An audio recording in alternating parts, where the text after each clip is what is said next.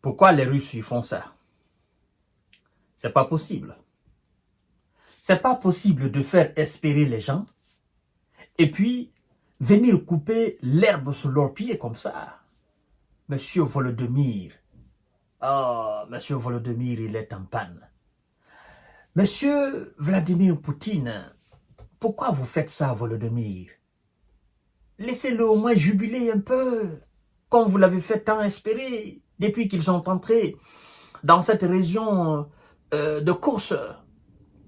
On nous a dit que non, ils vont aller jusqu'à Moscou. Et vous, vous décidez autrement.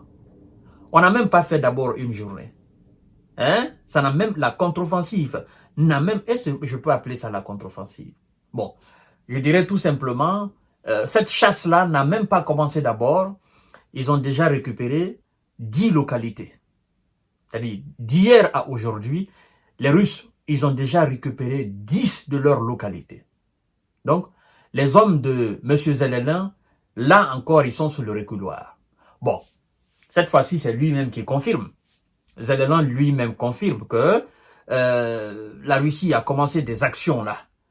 Hein, que ces hommes sont en très grande difficulté là. Vous savez, c'est mal connaître ces gens-là. En fait, il ne s'agit pas d'aller en Russie. Pour aller en Russie, moi je pense que c'est facile. Mais pour maintenir sa position sur le territoire russe, dans le long terme, c'est là se trouve le grand problème. C'est là réside le véritable mystère. Parce que, en fait, si vous n'êtes pas sûr de votre capacité militaire, n'allez même pas là. Parce que si vous allez seulement retourner, ça sert absolument à rien. Mais par contre, si vous allez et que vous savez que vous n'allez pas tenir longtemps, que quand ces gens vont se mettre sur pied, ils vont vous repousser en un clin d'œil, n'allez pas. Parce que ça sera une humiliation totale pour vous. Alors, on nous a informé que l'objectif était de garder ces localités sous le contrôle ukrainien afin que le sommet sur la paix qui va se tenir à la fin de cette année puisse entrer et que ces territoires russes sous le contrôle ukrainien puissent entrer dans les négociations. Mais la Russie a dit qu'il n'y aura pas de négociation en tant que les soldats de M. Zelensky et ses complices occidentaux sont sur son territoire. Et donc, il va les repousser d'abord et puis il va s'asseoir réfléchir si elle va accepter, n'est-ce pas, de venir autour de la table ou pas. Mais en tant qu'il y a des hommes de Zelensky et ses occidentaux sur le terrain, qu'elle n'acceptera pas. Donc, mesdames et messieurs et mesdemoiselles, voyons voir la déclaration aujourd'hui, moi je dirais plutôt la reconnaissance, la confirmation par M. Zelensky lui-même. Comme nos anciens nous ont dit que l'eau qui sort sur la langue du poisson, c'est ce qui est fraîche. Donc, je vous invite dans la section partage de cette émission. Je vous invite là. Et je souhaiterais que vous partagez la vidéo et puis vous continuez à suivre. D'accord?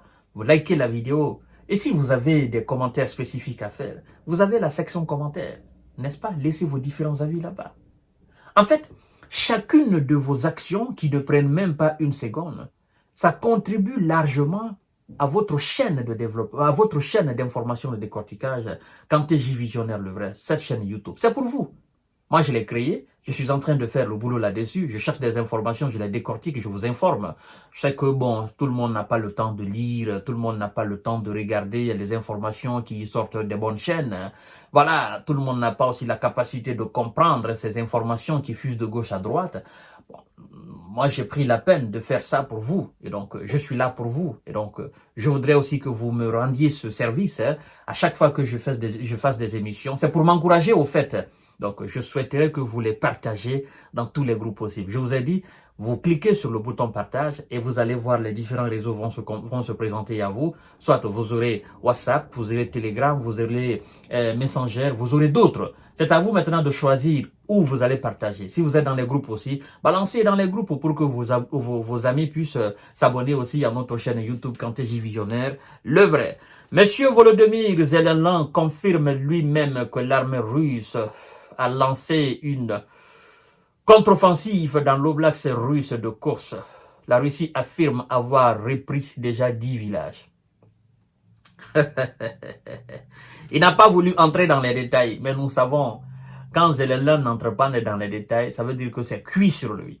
Mais lorsque vous le voyez donner assez de détails, ça veut dire que ces hommes sont sur le terrain. Franchement, ils sont en train de prendre l'initiative. Mais, je vous informe cela aujourd'hui. Lorsque Zelensky sort seulement des petites phrases concernant une action militaire, sachez qu'il est en très grande difficulté là-bas. Il ne veut pas donner d'autres détails dont la réalité viendrait contredire. Mais le jour où vous le verrez donner beaucoup de détails dans les vidéos, c'est que ces hommes sont à l'initiative. Vous avez vu l'opération de course? Il a tellement commenté cela, il a tellement donné des détails comme si c'est lui qui était sur le terrain. Mais depuis qu'ils ont été stoppés, bouche bée, il ne dit plus grande chose. Parce qu'il sait que notamment, effectivement, ça ne représente pas grande chose. Alors, M. Zelensky nous dit ceci ce jeudi 12 septembre 2024. Ce matin, mesdames et messieurs et mesdemoiselles, il dit, je cite, « Les Russes ont lancé des actions contre-offensives », a déclaré M. Zelensky, bon, tout en assurant que cette réplique des forces de Moscou est conforme avec les plans ukrainiens. Bon, les plans ukrainiens, vous avez quel plan? Il trouve toujours quelque chose à dire. En fait, bon, que ça soit conforme ou pas, ben, le monde s'attendait à ce que la Russie balaye un jour vos gars qui sont sur le territoire russe. Donc, quand vous dites que c'est conforme, bon, pour nous autres, c'est naturel, c'est automatique. J'ai suivi d'ailleurs une émission, je crois bien c'était sur quelle chaîne là, où il y a un reporter qui nous a dit qu'en Russie, même, ça circule que ça sera le mois d'octobre, qu'ils vont mettre hors d'état de nuire les hommes de Zelensky sur le terrain. Et nous sommes effectivement proches du mois d'octobre. Nous sommes septembre là. Après septembre, c'est octobre. Donc, d'ici le mois d'octobre, certainement, ils vont mettre tous ces gars-là dehors. Ça sera encore une énième humiliation pour les USA et leurs alliés qui ont formé des soldats en Grande-Bretagne un peu partout dans les pays occidentaux et qui les ont envoyés, qui les ont armés. Mais puisque le fournissement d'armes ne suit pas, les gars, il n'y a pas de rotation, il y a moins d'hommes, et puis ils sont face à une force terrible, ben, ils ne peuvent pas avancer, mesdames et messieurs. Alors, selon l'Institut pour l'étude de la guerre, Institute for the Study War, dans un rapport publié hier soir, cette réponse commencée le 10 septembre aurait permis de prendre le contrôle de plusieurs colonies au nord-est et au sud de Kironovo, à l'ouest de la Russie. De son côté, la défense russe, donc les autorités russes affirment avoir repris 10 villages en seulement 2 jours, n'est-ce pas, dans l'oblast de Kursk, dans le cadre de cette contre-offensive. Alors, mesdames et messieurs et mesdemoiselles, vous savez, quand ils ont commencé cette histoire de Kursk, je crois que j'ai été l'un des premiers à vous dire ici que ne vous fiez pas à ce qui se passe dans la région de Kursk. Restez surtout concentrés sur ce qui se passe dans l'oblast de Donetsk, à l'est de l'Ukraine. C'est là où se passe, n'est-ce pas, la grande partie de cette guerre-là. Et les médias occidentaux qui se sont enflammés au sujet de cette incursion ukrainienne, ils sont où aujourd'hui? Les LCI, ils sont où? Les BFM TV, ils sont où? Hein? Les médias britanniques, américains qui se sont enflammés, ils sont où aujourd'hui? Ils sont tous bouche bée. Tous ces journaux-là, ils ont fermé la gueule. Parce qu'ils ont compris que ça ne va pas. Pendant que eux, ils commentaient de l'autre côté là, non, ils ne pouvaient pas ignorer. Parce que là, les villages ne faisaient que tomber, les localités ne faisaient que tomber. Et donc, ils ne pouvaient pas. Ils ne pouvaient pas continuer à féliciter. Pendant que dans l'oblast de Donetsk, ils perdaient énormément. Et je crois que les stratèges russes, ils ont dit aux gars sur le terrain, redoubler d'efforts, redoubler d'intensité. Les positions doivent tomber. Et il ne faudrait pas que ça reste figé seulement dans l'oblast de Kursk. Mais redoubler d'efforts, taper très très fort, très dur et très précis. Et c'est ce qu'on a constaté. Au lieu que ça prenne de l'ampleur de l'autre côté au nord, c'est à l'est du pays, de l'Ukraine, que ça a pris de l'ampleur. Et jusqu'à présent, ça continue, n'est-ce pas, de chauffer sur les gars qui sont sur les reculoirs. Mesdames et messieurs et mesdemoiselles, voilà un peu les raisons pour lesquelles j'ai dit à M. Zelelan, n'allez pas là-bas. Parce que le jour qu'on va te repousser, en fait, tu n'auras plus rien à dire à tes alliés. Tu cherches un résultat pour les convaincre, mais en réalité, ce résultat ne peut pas venir parce que tu n'as pas les moyens. Il n'a pas compris. Et maintenant, lui-même, il se met à confirmer que, voilà, que ça devient très très difficile dans la région de course.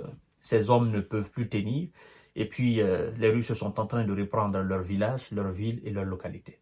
À tout à l'heure pour notre série d'informations de décortiquage. Ça va les servir de leçon.